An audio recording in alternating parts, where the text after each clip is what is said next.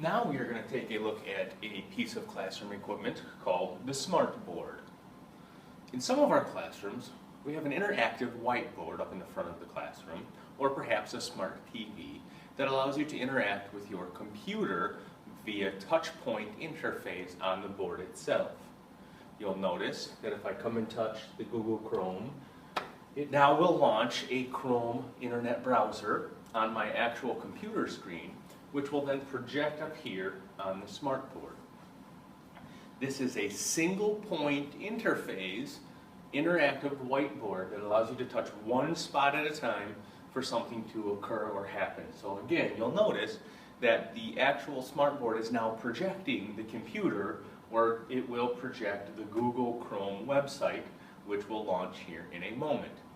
So most of our classrooms are equipped with something very similar. I'm going to go ahead and minimize this or close this window by simply touching the X once it decides to recognize. Now you'll notice that we have two things going on here. This is the actual hardware piece. The Smart Board itself is the hardware. This little icon over here is called Smart Notebook. The notebook is the software behind the program. I've launched one previously, and you'll notice that it then inserts this blank page. So the notebook software is the program, the software program behind the computer that allows me to interact. You'll notice that I've got 4 trays of markers here: a black, a red, a green, a blue, and an eraser. These are interactive pens. They don't write on anything. They're not actual markers, nothing on my hand, but they interact with the board itself. I pick up the green one. You'll notice that I can then start to interact. The eraser acts as an eraser. Now, the biggest thing about the board is that sometimes I may be writing over here and the line might show up on the opposite side, which means the board is not oriented right. There are 2 small buttons right in front of the eraser that I'm going to press simultaneously and let go. Doing so should pop up a board that allows us to orient or orientate the board properly. You'll notice that I now have targets that I need to go ahead and press.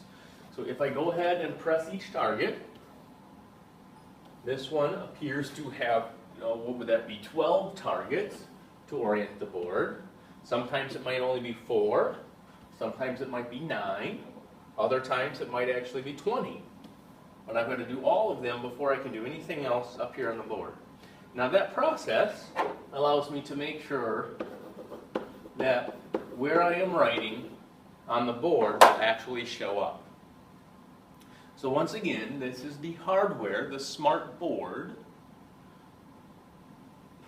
and the notebook, Smart Notebook, is the software that runs behind the program.